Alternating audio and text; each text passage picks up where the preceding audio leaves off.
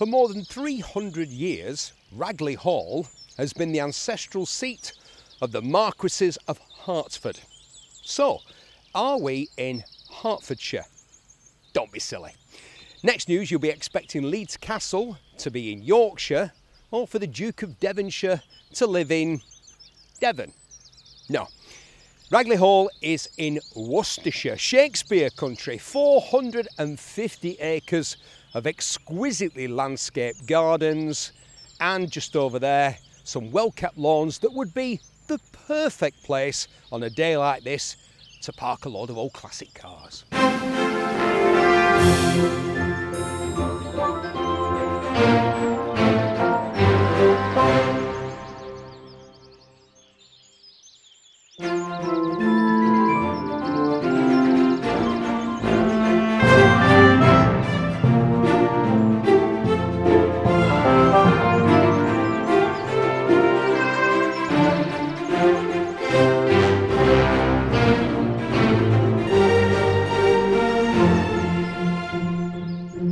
So Matthew, Ragley Hall, a new venue for your shows.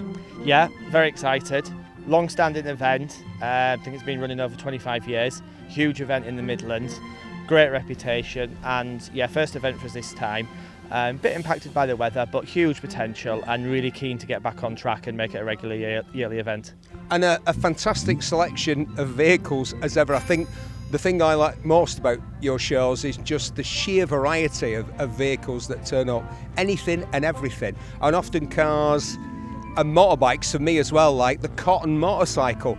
It's years since I've seen one of those, and you never know what you're going to see when you turn up to one of your shows. Yeah, 100%, and I think that's kind of the ethos of it really. You know, everyone's welcome, bring whatever you've got. If it's a modern classic, if it's a vintage, if it's something a bit crazy or unique, bring it. And I think today there's a lot of cars I haven't seen before at our events, some really rare and a lot of really old cars, some really interesting stuff, some good bikes, and yeah, the more the merrier. So will this become a regular stop-off for you, Ragley Hall? That's the plan. We've got really exciting plans for it going forward. And the plan is to get it back to what it used to be, you know, where you were getting 800 cars plus a day, and it was just a really, really good day out, wide range of entertainment at a stunning grounds and garden. So maybe a 2-day show next year? Maybe. I think we'll look at a different date next year. It was a bit of a rush this year to try and drop something in this year that worked for everybody. So we'll look at a different date, possibly talking of Father's Day for next year, try and stick with that date going forward. But yeah, this is something we're very excited about and we think we can really build on.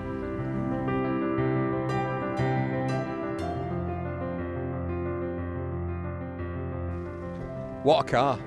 Thank you. This car nearly cost me my sanity with the restoration. When we got it, it was black and white, and we wanted to return it to the factory colours.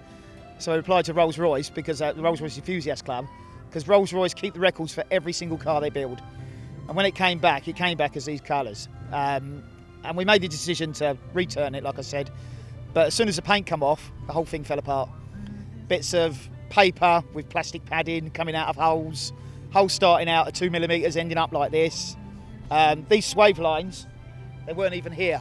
They were all plastic padding all the way across. And it was just one thing after another and after another. Was that the lowest point, or were there even lower points? There were lower points. This is a Cloud 1, but that's not what Rolls-Royce called it. That's right, because there was no other Cloud at the time. So this was the first Silver Cloud, so they only called it that. As soon as they brought out a 2, everyone basically called it a 1.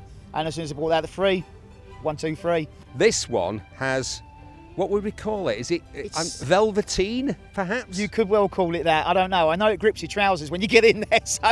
It's beautiful. I'm looking at it, and it looks so much better than the leather. Well, another thing about these cars is that sometimes, or most of the time, the front was leather, because the aristocracy don't sit on leather. Leather's hot in the summer and sticky, and it's cold in the winter. So a lot of the time, the driver was left with the uncomfortable leather, plus the fact the driver most of the time maintained the car. So if he got oil on his hands or something and got on the leather, he'd just wipe it off. And you often see them with leather at the front and material at the back, because leather is only really a modern type idea of luxury. It wasn't back then. Yeah. So a lot of the time you'll see them changed, but I quite like it as it is, because it looks very plush. Was this the sort of car that would have a partition betwixt driver and passengers? Some did, yeah. These came out of the factory. This is a factory car, but they came out as chassis and engines, and you could have them sent to places like Park Ward, and they would build the car you want around it. So some would have partitions and that. There's a few long wheelbase ones which are about a foot longer, and they always have the electric partitions, yeah. This is the sort of car that was owned by the great and the good. But the owner of this car was so bad that his name became part of the English language. Peter Rackman, the horrendous slum landlord, and his name, Rackman, became Rackmanism. And it's in the Oxford English Dictionary. Yeah, just about as bad as you can get. Andy was mates with the craze. Yeah, well, we didn't know this when we bought the car. It was only when we got the build sheets, because with the build sheets comes some of the history of the first few owners.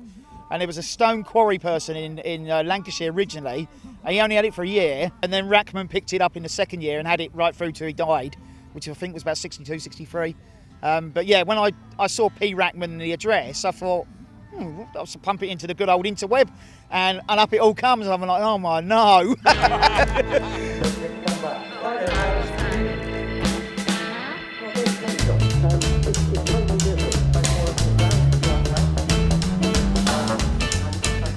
So Les, you have to have an incredibly wide-ranging knowledge of vehicles, because otherwise you can't do your job really, can you? Well, one can actually, but yeah, and my knowledge perhaps isn't as great as you're kindly saying. But yes, it's all about having a general knowledge and looking at the vehicles. But you can get experts and you can get people like yourselves and other people, like Guy Loveridge over there. But the person that knows more about that car than anybody is the owner. It seems to me that you have a technique where if you're not sure about it, you draw the story out of the owner. Well, that's what it's all about, and each story is a story in itself, and a lot of these you can write books on them. And these people who've got these classic vehicles, and I will say, Steve, I mean, the show here today is absolutely fantastic. And when you look out over that park, what you're seeing is a mobile museum of our motoring heritage, and in particular, the British love of the motor car. And that's what we're seeing today. You can see hundreds of these in museums around the UK, but to see them actually moving and being driven and then meeting the owners, and these owners have got some wonderful stories about where they found them, how much they've spent on them, what they've done to them, and those cars and vehicles are very much part of their life. And I think that's important, that we can try and get that from them, and then they can talk to other people, and other people come up. And fortunately, I get some good, nice compliments from people and saying, well, that was a lovely story. And I think that's what it's about, getting the people who own these vehicles into the arena and to tell us their story. So Calvin, which club are you guys here with? Hello Steve, yeah, we're from the local military vehicle club from Evesham. We've got a base at Ashdown Farm, which is a period 1940s World War II camp. We do quite a lot of filming there, a lot of the movies are filmed there, and we have 13 Nissan huts, about 18 static vehicles which are kept at the show site. And it's used for various events, reenactors, classic military vehicles, anything to do with military vehicles, mostly from 1940s to 1960s. So what do you guys get out of coming to an event like this? Because it's kind of, is your interest in cars or in military vehicles? Because they are quite different, aren't they? Oh, absolutely. First of all, they're very uncomfortable. When it rains, you get very, very wet. But then, of course, on a hot sunny day, take the roof off, take the windscreen down. You've got an open-top cabriolet convertible, which can go off-road. You can go anywhere you want to in an army vehicle, basically. So if it's going to be a wet weekend and all the classic cars get stuck, we can always get home. Yeah, there's always that, isn't there? Absolutely. But so, what would people do if they had an interest and thought, I want to translate that interest into owning a vehicle? How do they make that happen? They would go online, they would look under MVT, Military Vehicle Trust, and they would be able to join the club that way. It's not very expensive, I think it's about £20 a year, and that gives you access to all the events all over the country, all over Europe. Obviously the 80th anniversary of D-Day is coming up next year on the 6th of June, so we take over as a club probably 500 to 700 vehicles, We go on all the D-Day beaches, Normandy, Arromanches. Obviously seen it on television. It's a big national television event. And we take hundreds of vehicles from England and Europe joins us, and we're there for about a week over the week of D-Day, which is the 6th of June, that era. I've driven a tank, have you? Yeah. What did you drive then? What type? I drove a Centurion and I fired it. And I also got a bill because I ran over a tree by mistake and killed it. I'm very sorry, I was only 15 at the time. Oh dear. Well, I've driven a M10 tank destroyer, which is an American tank, and I've driven over a car. How about that one? That was really fun. That's the thing when you try and sort of, you always get one up by somebody else. Hey, thank you. I don't think people realise how incredible these cars are. I made a film about the Willys Jeep and its evolution. I've driven the track one, I've driven the four-wheel steer one. Yes. How about the GPR, the amphibious one? Yes, I've driven one of those. Really? Yes, I have. Excellent. Thank you. And do you know what? I think this is one of the 3 greatest cars that was ever made. Yeah, I quite agree. I've had them for many years. It's a great fun vehicle. You can go out in the rain, in the mud, and on a lovely sunny day, you've got a lovely open-top cabriolet. What more could you want?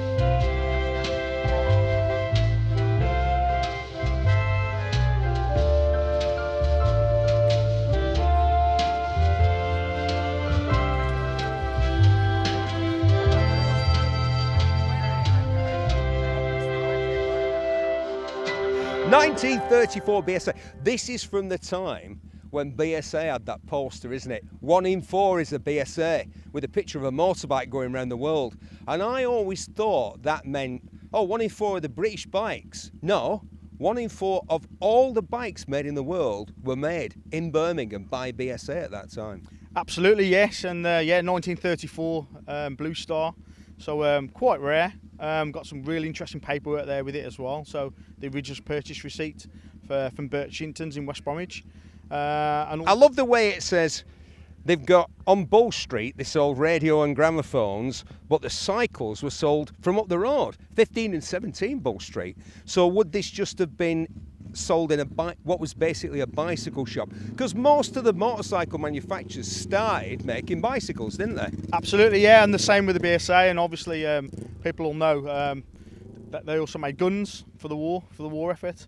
I think this one may have got squirreled away, so it didn't go to the war effort in the Second World War, and it got tucked away in the shed. And a guy named Len owned the bike, and I was lucky enough to meet him and hear lots of stories about this bike. The places it went, the times it broke down, the times he had to leave it in a bush at one point when he got a rear puncture.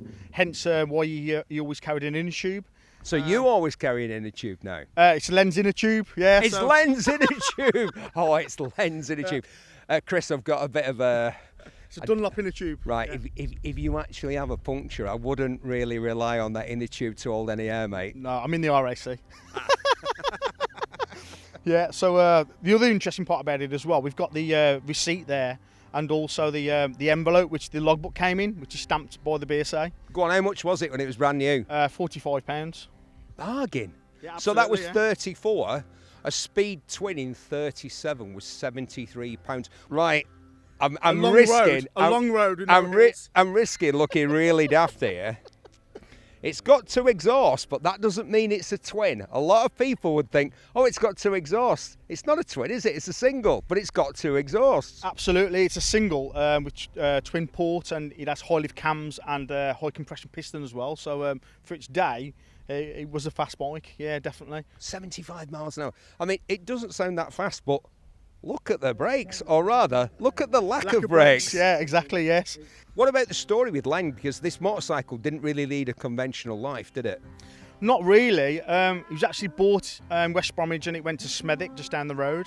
And then what happened is the guy who brought it originally fell off, and his wife stopped him from riding it. So it got put into a shed and tucked away. And I think it was about 10 to 15 years later, Len spoke to the lady of the husband who fell off it, and Len brought the bike, and then he got put into Len's shed. I met Len quite a while ago. Unfortunately, Len died about 10 years ago and I was lucky enough to buy it. But this was in a shed that was leaking really bad and Len wasn't able to repair the shed. How long was it out of action for, this bike? We're talking decades, yeah? Yeah, absolutely, decades, yeah. So some 30 plus years probably, maybe even more. But the shed was leaking and we repaired the roof on the shed to try and preserve the bike. And you've got some of the accoutrements of vintage motorcycling. I notice you've not gone for the jodhpurs, and you see a lot of fellas in that time, and they wore a corset. I noticed that you. No, got a. Funnily enough, I am actually wearing a corset, but whatever floats your boat.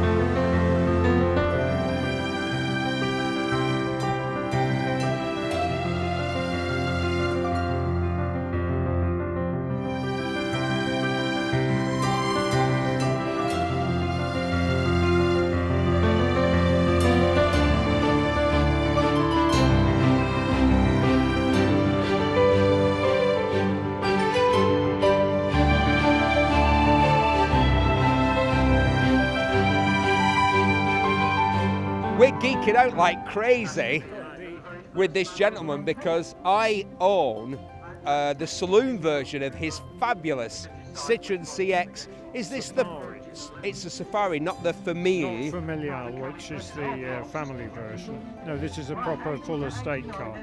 Most people recognise these as the car, two things. One, the one that got cut in half in an Inspector Clouseau film. And the other thing people sometimes know is that the BBC used them to film horse racing.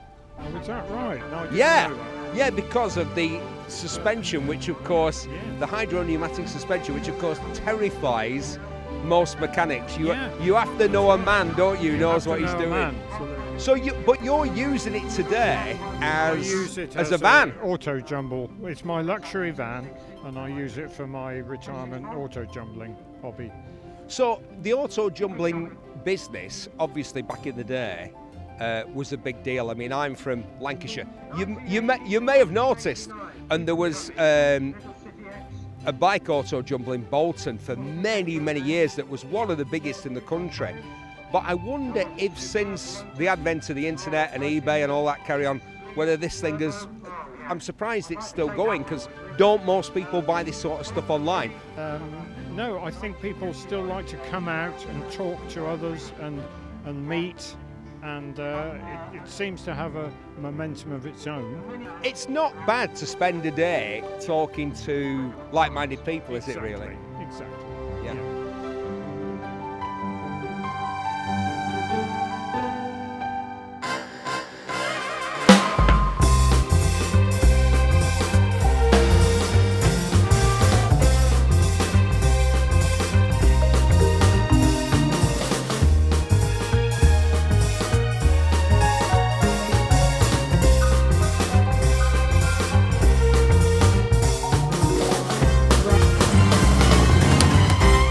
Of the day, and I'd like to take you back in time to 1979, a great year.